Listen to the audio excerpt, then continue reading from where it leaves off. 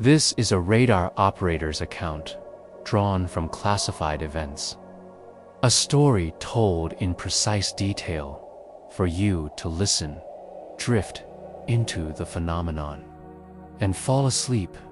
My name is Sarah Chen. For 11 years, I was an air traffic controller at Seattle-Tacoma International Airport. Most people think air traffic control is stressful, and it is. But it's predictable stress. Aircraft follow flight plans. Pilots respond to instructions. Radar targets behave according to the laws of physics, until they don't. What I'm about to tell you happened on March 14th, 2019. The night 47 objects appeared on my radar screen, moved in ways that should be impossible, and vanished without a trace. This isn't speculation. This isn't a story I heard from someone else. I was there. I watched it happen. And nothing has been the same since. I was working the graveyard shift. Midnight to 8 a.m. Thursday, rolling into Friday. Slow night. The kind of night where you drink too much coffee just to stay alert. We had maybe 6 aircraft in our airspace. A few readies from the East Coast. Couple cargo flights heading to Asia. Routine. The tower was quiet. Just me on approach radar. Another controller named Mike handling ground traffic. And our supervisor, Linda, doing paperwork in the back. The radar screen glowed green in the darkness. Little blips moving in straight lines. Transponder codes identifying each aircraft. Altitudes displayed next to each target.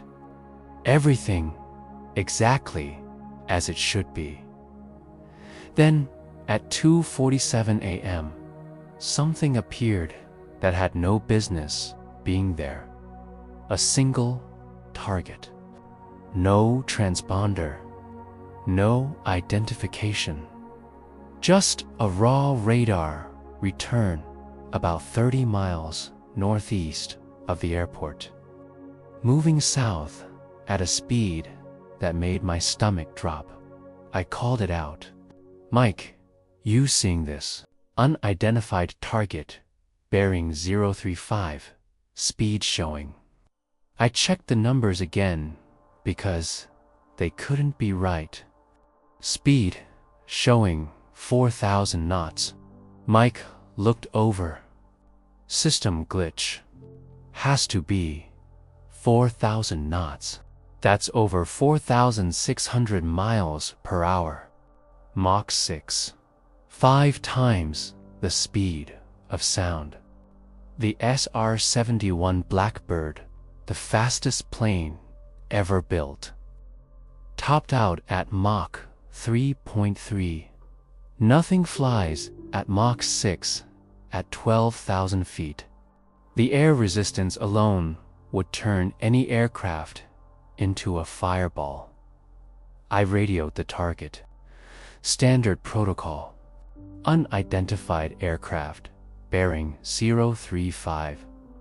Altitude, 12,000 feet. You are entering controlled airspace without clearance. Identify yourself immediately. Nothing. No response. Radio silence.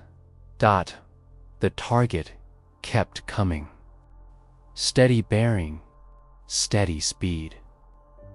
40,000 miles per hour, straight toward Seattle. Then, without warning, it stopped. Not slowed down. Stopped instantly.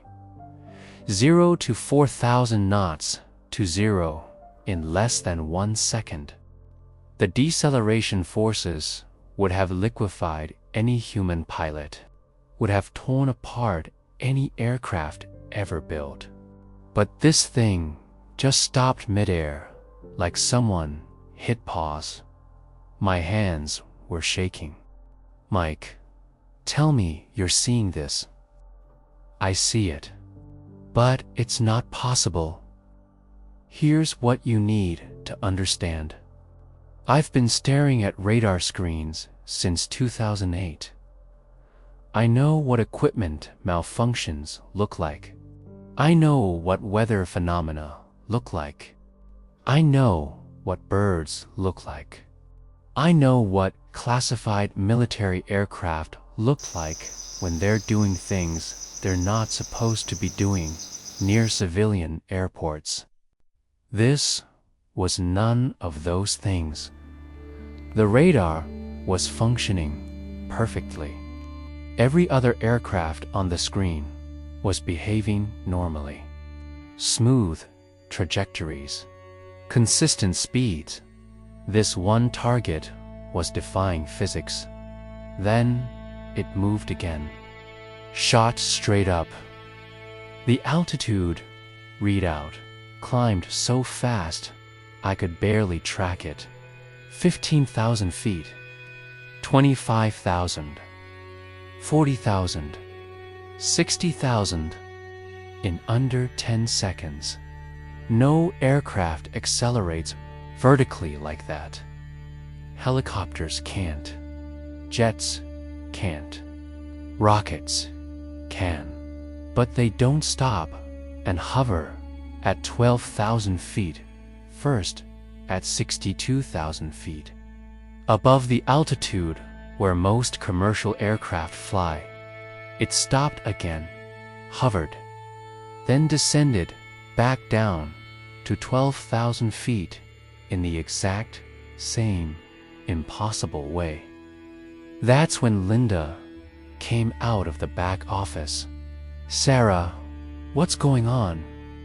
Why are you radio checking an unidentified target? Because it's there. Look. She looked at the screen. Her expression changed. Get no RAD on the line now. Before I could pick up the phone, the impossible became incomprehensible. 46 more targets appeared. They didn't fly in.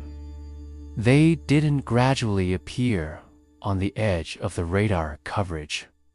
They materialized. One radar sweep showed one target. The next sweep, 4 seconds later, showed 47 targets arranged in a perfect grid pattern, perfect spacing, perfect alignment, all at exactly 12,000 feet, all stationary. Mike stood up from his console, walked over to mine, stared at the screen. This isn't real. This can't be real. But it was real. 47 solid radar returns. Primary radar doesn't lie. It bounces radio waves off physical objects and measures the reflection. These were physical objects, large ones. Each return suggested something at least the size of a commercial airliner. Linda grabbed the phone. Her hands were steady, but her voice had an edge I'd never heard before. This is Seattle Tower. I need NORAD command immediately. We have 47 unidentified targets in controlled airspace exhibiting impossible flight characteristics. Yes, I'm serious. Yes, I'm looking at it right now. The objects started moving, not randomly, in perfect coordination, like they were connected by invisible wires. They shifted from a grid pattern into 7 groups. 6 groups of 6, one group of 5. Then each group peeled off in a different direction. Some climbed, some descended, some shot away horizontally at speeds my radar couldn't properly calculate. The system kept throwing error codes because the speeds exceeded its maximum range. Over 6,000 knots. Over 7,000. Numbers that made no sense. One group headed straight toward the airport. 6 targets in tight formation. 10 miles out. Then 5. Then to Dot. Linda was talking rapid fire into the phone. Altitude, numbers. Bearing numbers. Speed numbers. Someone on the other end asking questions. Her answers getting shorter. I don't know. I don't know. No visual confirmation. Just radar. Yes, all of us are seeing it. The 6 targets were 1 mile out. Half a mile. Then they were directly over the airport. 0 range on the scope. Right above our heads. I ran to the window. Looked up. Clear night. Stars everywhere. No clouds. No lights. No sound. Nothing. Empty sky. But my radar screen showed 6 objects hovering at 2,000 feet directly above the tower. Mike was next to me at the window. There's nothing there. The radar says otherwise. We stood there, staring at nothing while the screen insisted something massive was floating above us. Every 4 seconds, the radar swept around. Every 4 seconds, it painted those 6 targets in the exact same position. Not drifting. Not moving. Perfectly stationary. Then they left. Shot away faster than anything I'd ever tracked. Rejoined the main group 15 miles north of the airport. All 47 targets back in formation. For the next 17 minutes, they just hovered. Didn't drift. Didn't circle. Just hung there in perfect geometric precision. FAA, Regional Center, NORAD. Someone else she wouldn't identify. Everyone asking variations of the same questions. I gave them the data. But the data made no sense. 4,000 knots to 0 instantly. Vertical climbs that would kill any human. Formation flying with precision no human pilot could achieve. Then, at 3:24 a.m., all 47 objects moved simultaneously. Straight up, vertical ascent. The altitude readouts climbed like they were racing each other. 80,000 feet. 100,000. Higher than the operational ceiling of any aircraft. Higher than the boundary of space itself. At 142,000 feet, they reached the edge of our radar range. The returns started fading. Weaker signals. Smaller blips. Then, between one sweep and the next, they vanished. All 47s, simultaneously. Not one by one. Not gradually. Just gone. Total elapsed time from first contact to final disappearance. 37 minutes. The tower was silent. Even the radio traffic from aircraft seemed muted, like the universe was holding its breath. Linda set down the phone. Federal investigators are coming. They want the radar tapes. They want written statements. They want us to sign non-disclosure agreements. What were they? Mike asked. They didn't say. But the man from NORA I spoke with wasn't surprised. He asked specific questions, like he'd been briefed on this before. Like this has happened before. The investigators arrived 6 hours later. 3 men in suits. Federal badges, but no agency names. They took the radar recordings, took our written statements, had us sign documents that threatened federal prosecution if we discussed the incident with anyone, press, family, other controllers, anyone. One of the investigators, older guy with gray hair, took me aside. Miss Chen, you've been doing this job for 11 years. You're good at it. Your record is spotless. I need you to understand something.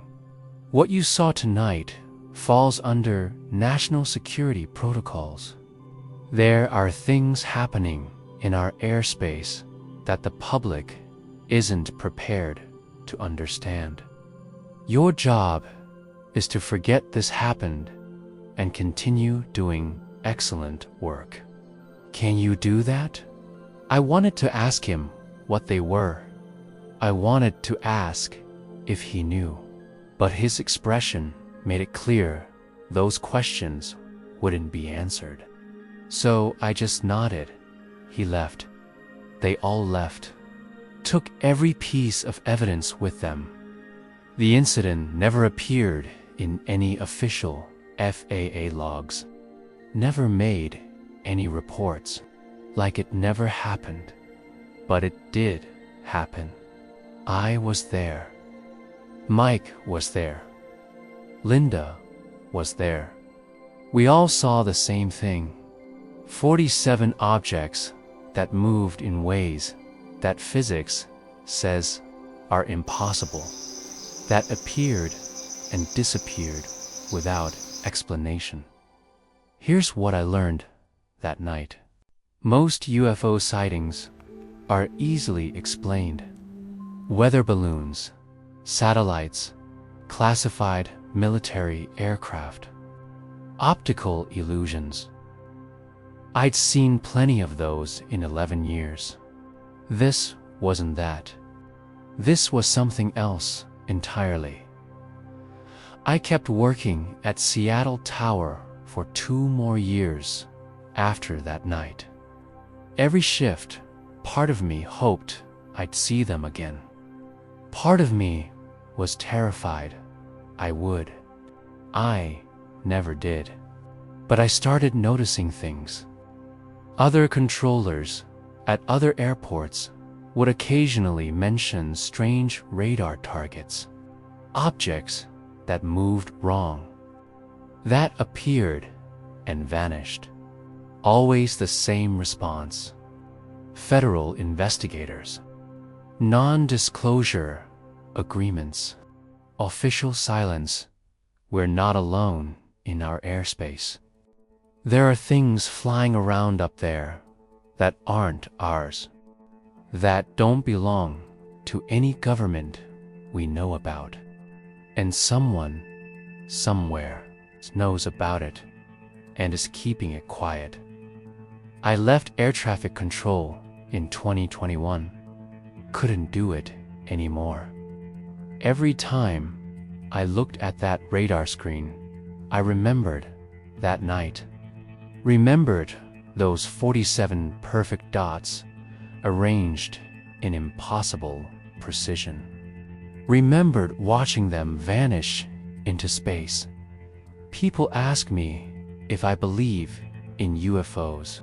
I tell them I don't believe anything. I just know what I saw, what my radar recorded, what the laws of physics say is impossible. And the fact that impossibility showed up on my screen for 37 minutes and then vanished like it was never there. Sometimes, late at night, I wonder if they're still up there, if they're watching, if they know we saw them, if they care. I don't have answers, just questions, and the memory of those 47 targets moving in perfect formation, defying everything I thought I understood about flight, about physics, about reality itself.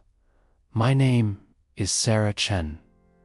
I was an air traffic controller, and on March 14th, 2019, I watched something impossible happen. Something that proved we're not alone in our skies. Whether anyone believes me doesn't change what happened, doesn't change what I saw, doesn't change the fact that somewhere out there, someone knows exactly what those objects were, and they're not telling. That's my story. That's what I witnessed. And now, finally, I've told someone.